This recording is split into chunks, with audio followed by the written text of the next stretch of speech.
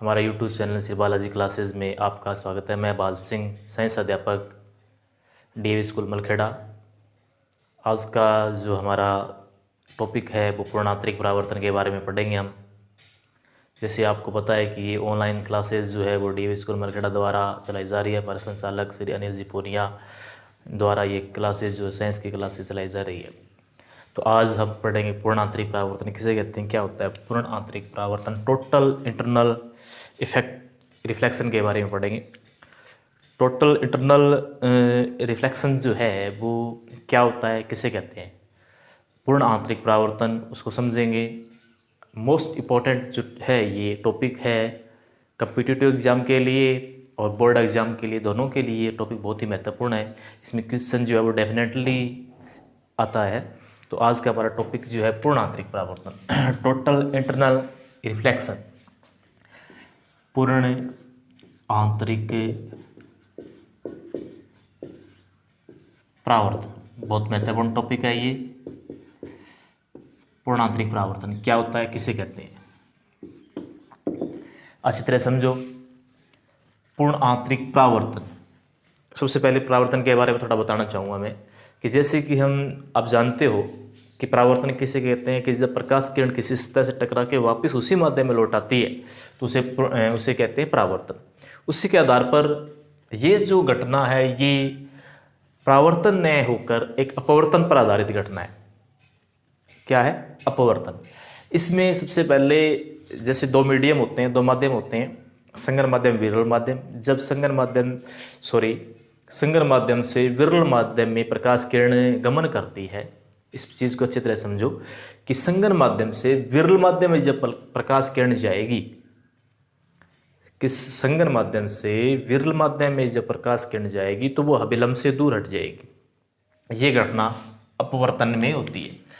जैसे ये हम लेते हैं, ये संगन माध्यम है और ये विरल माध्यम है, विरल माध्यम और संगन माध्यम। ये जो है वो सीधा सा इसको समझ सकते हो आप। जब संगन माध्यम से किरण आएगी, ये ऐसे आ रही है तो ये अभिलंब से दूर हट जाएगी,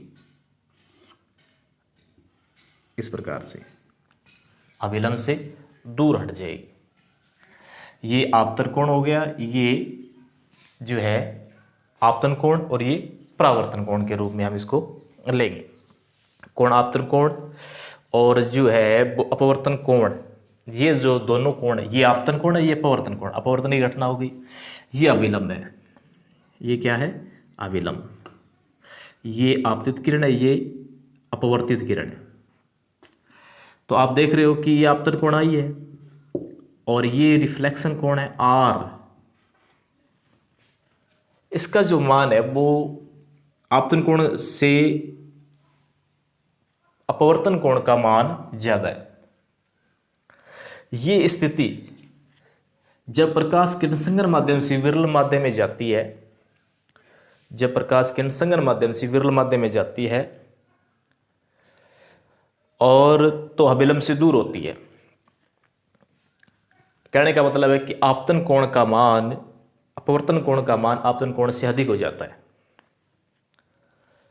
यदि आपतन कोण का मान बढ़ाते जाएं, जैसे जैसे इसका मान बढ़ाते जाएंगे हम, आपतन कोण का मान, एक स्थिति ऐसी आ जाएगी कि अब ये जो अपवर्तन कोण जो है ये इस रेखा के समांतर हो जाएगा, पृथक तल, यानी इसका मान 90 डिग्री हो जाएगा।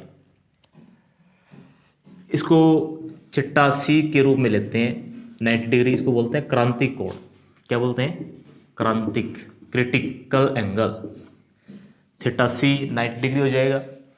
इसमें जब संगन माध्यम से विरल माध्यम प्रकाश किरण जा रही है तो अभिलंब से दूर हटती है और इस स्थिति में आपतन कोण का मान परावर्तन कोण की क्या हो जाता है? आपतन कोण का मान अपवर्तन कोण से, अपवर्तन कोण का मान आपतन कोण से अधिक होता है, आर ग्रेटर देन आई। ये हो जाएगा, ये स्थिति उत्पन्न हो जाएगी। ये क्रांतिक कोण है, क्रिटिकल एंगल, ये हो जाएगा आपका।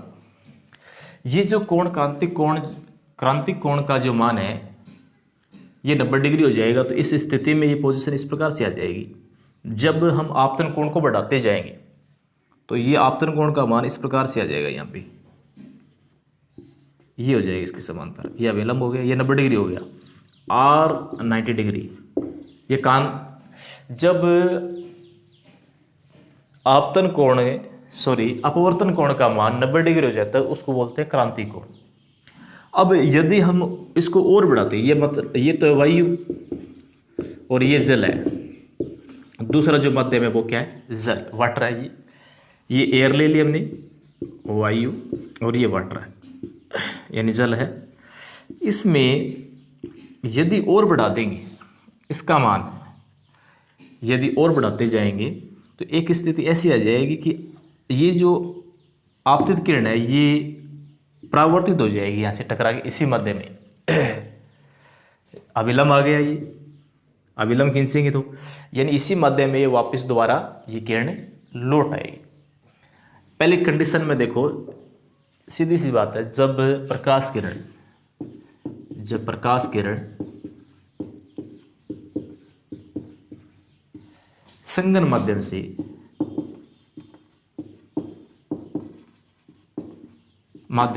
विरल माध्यम में, संगन माध्यम से विरल माध्यम में प्रवेश करती है,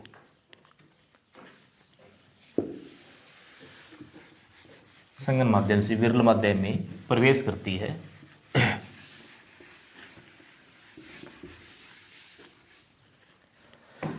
जब प्रकाश किरण संगन माध्यम से विरल माध्यम में प्रवेश करती है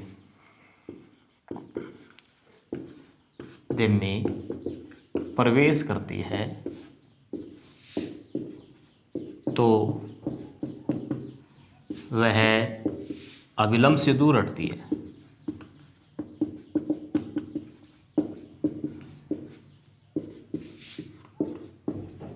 अभिलंब से दूर होती जाएगी, दूर हटती है यानी दूर होती जाएगी जैसे जैसे इसका मान बढ़ता जाएगा। तो यहाँ पे जैसे मैं आपको बता रहा हूँ कि ये आपतित किरण है, ये परावर्तित किरण है, ये अभिलंब है। ये आपतन कोण का मान बढ़ाते जाएंगे, इसका मान बढ़ाते जाएंगे। इसका मान जो है वो इस प्रकार से, इसका मान जो यानी आपतन कोण ये और ये अपवर्तन कोण। तो जैसे जैसे इसको ऊपर की तरफ लेते जाएंगे ये बढ़ता जाएगा इस प्रकार से। ये जो एंगल है वो एक स्थिति में इस प्रकार से आ जाएगी और नेक्स्ट जो इसकी पोजीशन है वो यहाँ से टकरा के किरण ये वापस इसी प्रकार से जाएगी। ये कंडीशन इसमें बनती जाएगी। ये जो एंगल है ये बराबर हो जाएगी। तो ये जो घटना है ये क्या कहलाती है, पूर्ण आंतरिक परावर्तन कहलाता है। तो अर्थात इसका मतलब ये हो गया कि अपवर्तन कोण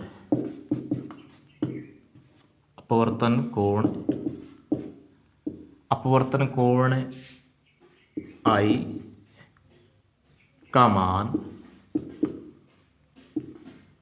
अपवर्तन कोण R का मान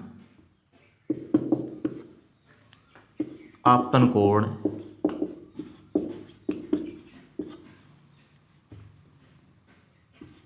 I से अधिक होता है। अब ये जो यदि आपतन कोण का मान बढ़ाते हैं, यदि आपतन कोण का मान जैसे जैसे बढ़ाते जाएंगे, ये आपतन कोण है, इसका मान है जैसे पहले ये यहाँ पे था, फिर ये इस प्रकार से बढ़ा रहा हूँ, फिर आगे आगे ये बढ़ रहा है। यानी देखो ये आपतन कोण है, इसका मान यहाँ पे सपोज करते हैं क्या था 40, फिर मान लिया 60, ऊपर वाले ये है, ऊपर सेकंड जो लाइन है ये 60 आ गया, फिर कितना मान लिया 80 एक मान लिया डिग्री, 40 डिग्री, 60 डिग्री, 80 डिग्री, ये मान बढ़ रहा है। तो जैसे जैसे हम आपतन कोण का मान बढ़ाते जाएंगे ये किरण अभिलंब से और दूर होती जाएगी और एक स्थिति ऐसी आ जाएगी कि इसका मान जो R का मान है वो 90 डिग्री आ जाएगा। R = 90 degree. तो ये क्रांतिक कोण कहलाता है। इसको बोलते हैं, हम जो बोलेंगे इसको कि पृथककारी तल के समांतर हो जाती है वो किरण। एक संगन माध्यम के सापेक्ष आपतन कोण का मान जो है वो एक निश्चित मान आपतन कोण का मान निश्चित मान क्रांतिक कोण कहलाता है।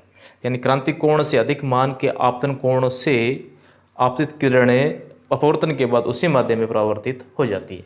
यानी आपतन कोण जब ये 90 डिग्री से ज़्यादा होता है आपतन कोण का मान, अपवर्तन कोण का मान, आर का मान, आर का ये तो आई है और ये आर है, आर और आई, तो इसका जो मान 90 डिग्री से ज़्यादा हो जाएगा तो वो आपतन कोण जो है वो उसी माध्यम में, ये अपवर्तित किरण जो उसी माध्यम में लौट आती है।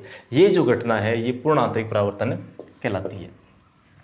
इसके लिए सबसे पहले चित्र बनाएंगे हम।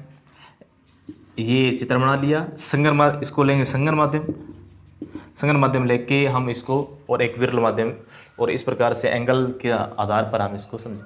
तो यानी कहने का मतलब पूर्ण आंतरिक परावर्तन वह घटना है जिसमें आपतन कोण का मान बढ़ाते जाएंगे और एक स्थिति ऐसी आ जाएगी कि उसमें उस आपतन कोण का जो मान है वो कितना हो जाएगा, 90 डिग्री हो जाएगा, और 90 डिग्री के बाद और बढ़ा देते हैं आपतन कोण का मान, तो ये अपवर्तन कोण जो है वो अंदर की तरफ, ये आपतित किरण जो है अपवर्तित किरण जो है वो परावर्तन हो जाएगी, अंदर की ओर परावर्तित हो जाएगी।